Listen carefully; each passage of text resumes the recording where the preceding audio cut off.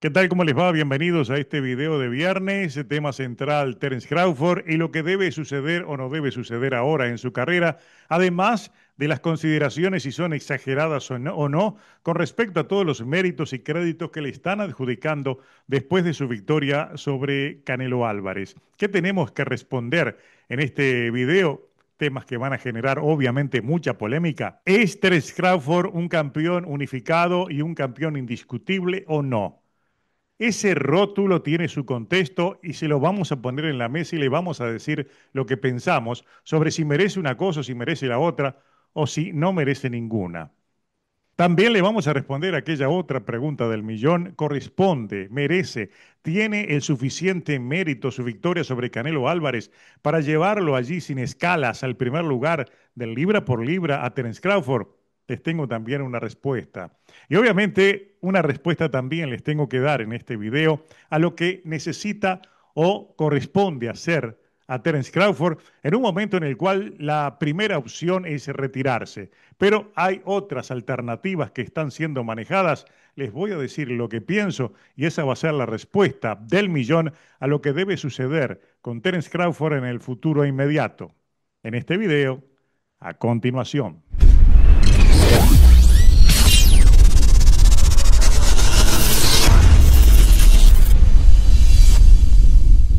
La primera pregunta del millón, campeón indiscutible o campeón unificado, en estas últimas horas, en todos los medios, en todas las primeras planas, cada vez que se menciona a Terence Crawford, se le coloca el rótulo de campeón indiscutible. A su vez, también se le coloca el rótulo de campeón unificado. Yo les pregunto, ¿es efectivamente campeón indiscutible? ¿Corresponde llamarlo campeón unificado? Para entender un poco la pregunta hay que ir al contexto y para ir al contexto hay que ir a lo que era hasta perder el sábado Saúl El Canelo Álvarez. Alguien que siempre ha sido reconocido como indiscutible, a él le gustaba llamarse de indiscutible y ese título aparecía por todos lados. Entonces, ¿qué es un campeón indiscutible? En la realidad de las cosas, en lo que indica el sentido común. Indiscutible es aquel que enfrenta a todos los que tiene que enfrentar, los vence a todos y no anda eligiendo rivales, como sucedió con Canelo Álvarez. Pero además hay otro factor que yo creo que es determinante a la hora de negarle la condición de indiscutible de estos últimos años, y es el hecho de que, en primer lugar, nunca ganó el cinto del Consejo Mundial de Boxeo, y en segundo lugar, jamás lo defendió. Si ustedes recuerdan, cuando enfrentó a Callum Smith, fue incorporado, fue agregado a la fuerza por Mauricio Sulaimán el cinto que estaba vacante para que lo disputara también Canelo Álvarez con Callum Smith, un Callum Smith que iba en ese momento a pelear con Canelo por el título de la AMB. No era el del CMB. Agregaron un cinto más, así que de la noche a la mañana ganó esa pelea que se sabía que iba a ganar y ya tenía dos cinturones. O sea, no peleó por el del Consejo Mundial de Boxeo.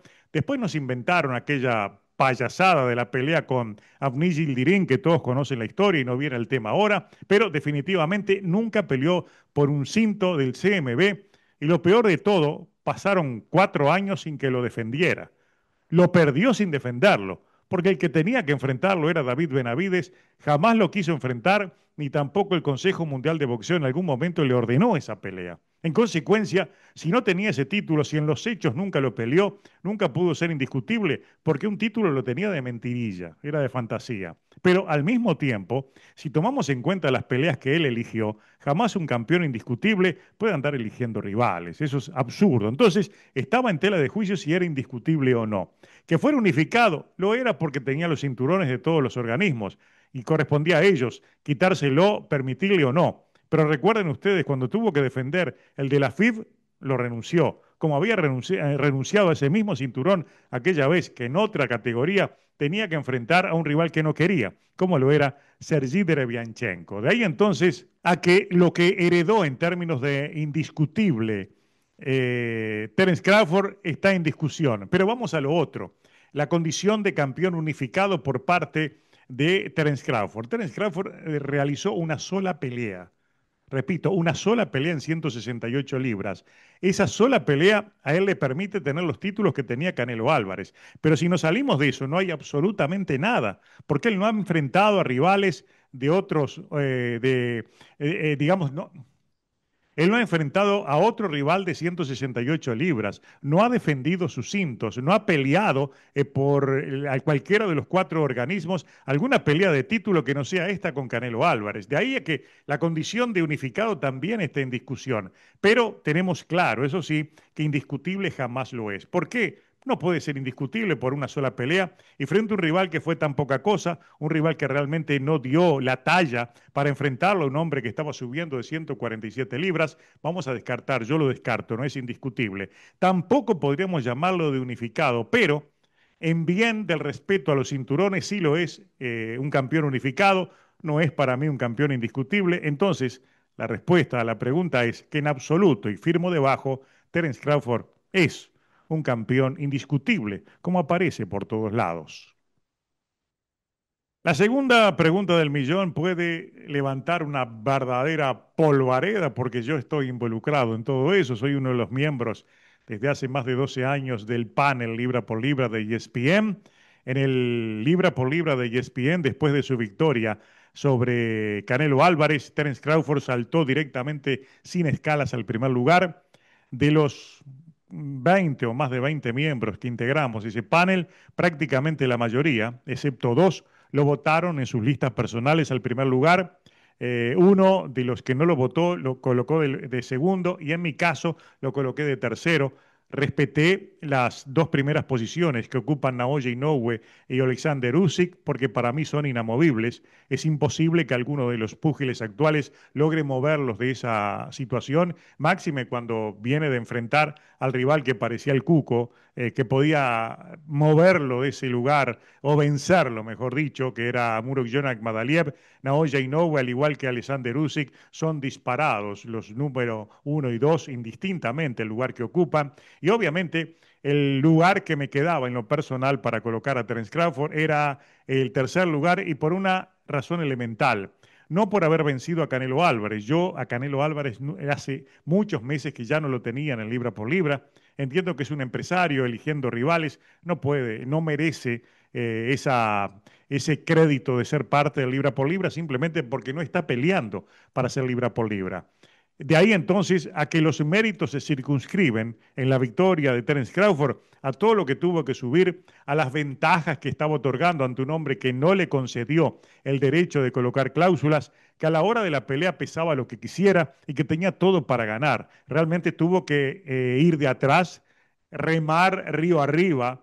Terence Crawford para llevarse la victoria y ese es un mérito enorme, independiente de que también le dio una verdadera lección de boxeo a un hombre que se mostró timorato, que se mostró limitado, que tuvo fallas, que tuvo por momentos torpeza en sus movimientos y que no fue aquel rival, aquella oposición que le permitiera el crédito para aspirar a ocupar el primer lugar. De ahí que yo creo que es ser muy generosos e ir más allá del tercer lugar, como han sido todos mis colegas, más allá de que les respeto y les respeto mucho su decisión de votarlos al primer lugar que ocupa en este momento entonces en el libra por libra de ESPN, Terence Crawford, y creo que también el de la revista de Ring al otro día, es decir, por decisión, por decreto, seguramente de Turquía, y lo pusieron de inmediato en el primer lugar del libra por libra. Hay otros libra por libra que quizás no sé dónde lo tienen, pero no los conozco. Los dos más importantes son el de The Ring y obviamente el de ESPN.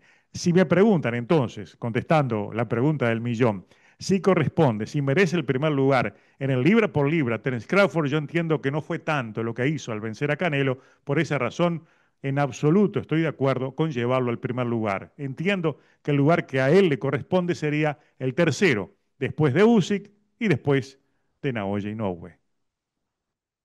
La tercera pregunta del millón es lo que tiene que pasar a continuación con Terence Crawford. Hay muchas opciones sobre la mesa, la más importante es el retiro, porque él mismo así lo externó, de eso también habló su propio entrenador. Lo que dijo Terence Crawford es que se quiere tomar un tiempo, un descanso y verlo con su familia. Un descanso que ya venía de un largo descanso, va a seguir descansando. En la teoría de lo posible sería un año sabático paseándose con los cinturones, viviendo este gran momento en su carrera, disfrutando este gran momento, mientras piensa lo que va a hacer. Se habla de una posible pelea con David Benavides, hay mucho dinero sobre la mesa. Se habla de bajar a 160 libras para conquistar un título más y cerrar de esa manera el ciclo realmente de títulos que sería impresionante. Ganó tres títulos unificados, pero al mismo tiempo en tres divisiones diferentes.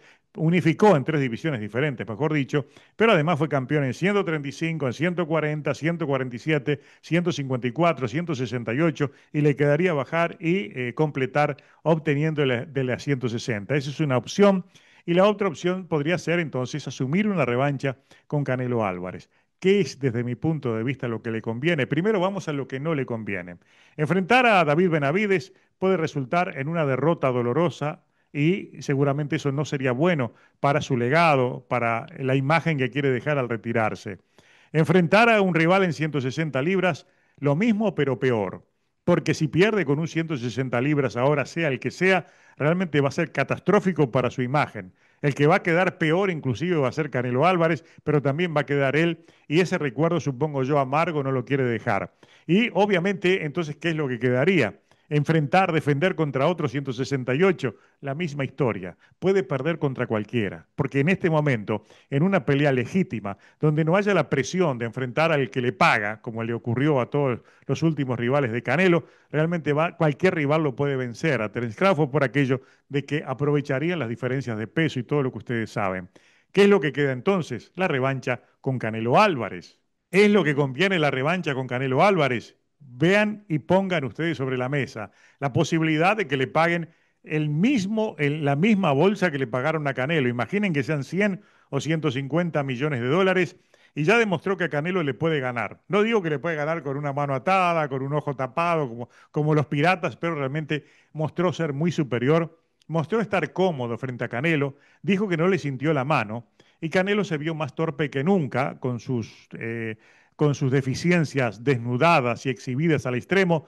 Es obvio que en una revancha tiene que vencerlo. El único peligro es que no lo venza. Y ahí nadie se va a creer la historia, porque con lo que mostraron los dos, que cambie esa ecuación para una próxima pelea sería absurdo. Mostraron lo que tienen y lo que tiene Terence Crawford es mucho más que lo que en este momento puede ofrecer Canelo Álvarez. Si le ofrecen la revancha, le ofrecen esa cantidad enorme de plata, yo creo que tiene que tomarla de inmediato y retirarse después de esa pelea sin enfrentar a nadie más. Con dos victorias seguidas, con autoridad sobre Canelo Álvarez, realmente va a ser una muy buena despedida para Terence Crawford y con mucho dinero en el banco. Entonces, la respuesta a la pregunta de lo que le conviene hacer a Terence Crawford en este momento, que ni lo dude, enfrentar y vencer nuevamente a Canelo Álvarez por una bolsa exorbitante de 100 o 150 millones de dólares y después, si te he visto, no me acuerdo.